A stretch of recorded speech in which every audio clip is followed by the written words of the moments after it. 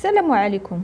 في هذا الفيديو نتكلموا على مسار المنتخب الوطني المغربي نحو طريق التأهل مرورا بدور المجموعات. الكل كيعرف على ان المجموعه السادسه هي المجموعه اللي كتضم كل من المغرب، فهي مجموعه صعبه حيث كيتواجد بها المنتخب الكرواتي وصف النسخه السابقه الى جانب المنتخب البلجيكي صاحب المركز الثالث بالمونديال الروسي. المغرب دخل منافسات كأس العالم تحت لواء الإطار الوطني وليد الركراكي المدرب السابق للوداد، مع عودة كل من زياش مزراوي وحمد الله.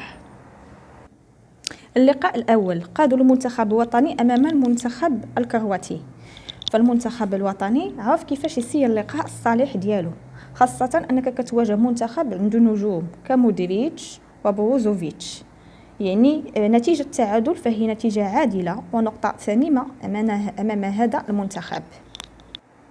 المقابلة الثانية قادها الأسود أمام المنتخب البلجيكي صاحب المركز الثالث في نسخة مونديال روسيا. كنا كنعرفوا قوة المنتخب البلجيكي والنجوم اللي كيضم لوكاكو في الحراسة كورتوا الى غير ذلك. بلجيكا خطفت الفوز في المقابله اللي فاتت مع منتخب الكندي في اللقاء الاول، ولكن المنتخب المغربي بعزيمه الرجال ديالو تمكن من انتزاع 3 نقاط عن جدارة من بلجيكا بحصه 2-0.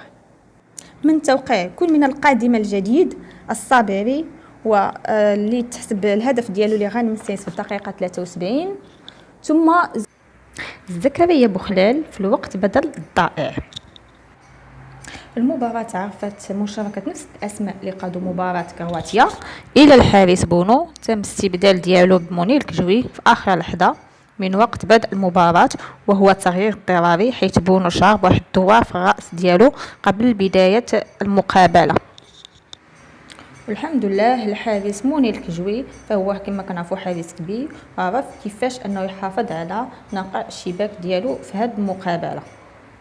حد الآن 5 ديال النقاط في جعبة المنتخب، ولا نقدروا نقولوا على انه يحسم التأهل بنسبة 50%، خاصة ان كرواتيا بدورها فازت على كندا بحصة 4-1، وعندها ماتش جد صعب امام المنتخب البلجيكي واللي انتهى بنتيجة التعادل.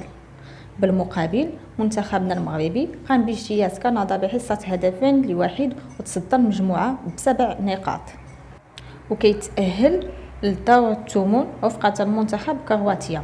ولكن ما ننسوش على ان مباراة كندا كانت قوية، وكندا لعبت اللقاء على انه ورقة التأهل وذلك لحفظ ماء الوجه. والحمد لله المدرب وليد الركراكي والكتيبة ديالو عرفاش كيفاش يكسبوا اللقاء ديالهم ويحافظوا على نتيجة الشوط الاول هي 2 هدفين.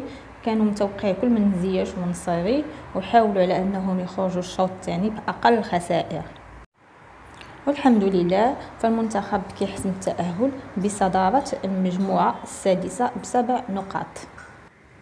والآن أنخليكم مع الزميلة أمينة في باقي التفاصيل ديال دور الثمن النهائي. شكرا للزميلة هاجر، وبدوري سألخص لكم في قراءة بسيطة وكما العادة برؤية أنثوية لأبرز مباريات دور ثمن نهائي كأس العالم قطر 2022. البداية كانت مع مباراة هولندا وأمريكا، المباراة اللي عرفت ندية كبيرة من طرف المنتخبين، ولكن النتيجة كانت لصالح منتخب الطواحين ب3-1 لتكون أول المتأهلين إلى دور الربع نهائي. الأرجنتين وأستراليا، يمكن الأغلبية منا كان عارف أن التأهل غادي يكون من نصيب رفاق ميسي، خاصة وأنها كانت مباراة الألفية اللي سجل فيها الهدف الأول في الدقيقة 35 لتنتهي بذلك المباراة ب2-1، وبذلك ستواجه المنتخب الهولندي في ربع النهائي. كرواتيا اليابان، انتهت بانتصار المنتخب الكرواتي بضربات الجزاء بعدما عانوا كثيرا ضد المنتخب الياباني.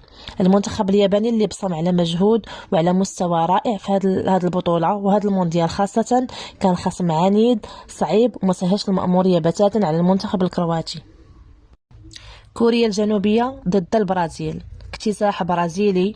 أصدقاء النجم نيمار ارتاعوا فسادا كيف ما كنقولوا بالدارجة، حيحوا مزيان داخل الميدان، وانتهت المباراة بتفوق كبير لصالح البرازيل 4-1 لتضرب بذلك موعدا مع المنتخب الكرواتي في الربع نهائي. مباراة إنجلترا والسنغال للأسف عرفت سيطرة طويلة عريضة للمنتخب الإنجليزي، خاصة وحنا كاملين كنعرفوا التيسان البشرية القوية اللي كتمتلكها إنجلترا. فوز عريض ب3-0 مكنته من التأهل للدور الموالي، وبذلك ستلتقي بطل العالم المنتخب الفرنسي اللي بالدور ديالو ملقاش أدنى صعوبة في التأهل، وفاز على أصدقاء ليفاندوفسكي ب3-1 من تسجيل جيرو ومبامبي. المباراة اللي حبسات والأهم واللي حبسات أنفاس المغاربة هي المغرب ضد إسبانيا. درنا النية كما قال وليد وضربات في العريضة وخرجات. الحمد لله المغرب أول منتخب عربي يمر إلى دور الربع أسود الأطلس، وذلك إثر الفوز بضربات الترجيح اللي عرفت تألق النجم ياسين بونو. 120 دقيقة ديال الحلم، 120 دقيقة ديال الحماس، و120 دقيقة ديال الهتافات ديال المغاربة، ولكن كانوا أسود وعندنا أبطال كزياش وأمرابط وحكيمي اللي كانوا في الموعد، وعلى رأسهم ما ننساوش طبعا وليد الركراكي اللي خلانا نعيشوا هذا الحلم. وبذلك غادي نكونوا حسمنا التأهل لمربع الكبار، وغادي نلاقيو المنتخب البرتغالي اللي اكتسح المنتخب السويسري ب6-1. بصفة عامة هاد الدور معرف حتى مفاجأة، اغلب المرشحين للفوز هما اللي دازوا للربع وعطاونا مباريات جد مثيرة، وكلنا متحمسين باش نزيدو نستمتعوا بهاد كأس العالم اللي خاصة واستثنائية بالنسبة لنا كمغاربة. نتمنوا الفوز يكون حليفنا، ولما لا ندوزو المربع الكبار تحت شعار نديروا النية.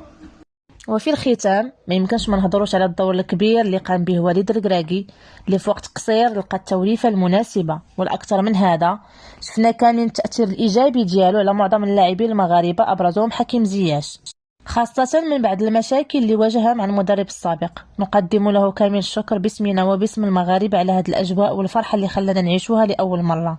نتمنى وما نحبسوش هنا، ونزيدوا نطوروا من كرة القدم لنكون من كبارها ومن كبار العالم. وإلى اللقاء ودمتم في رعاية الله.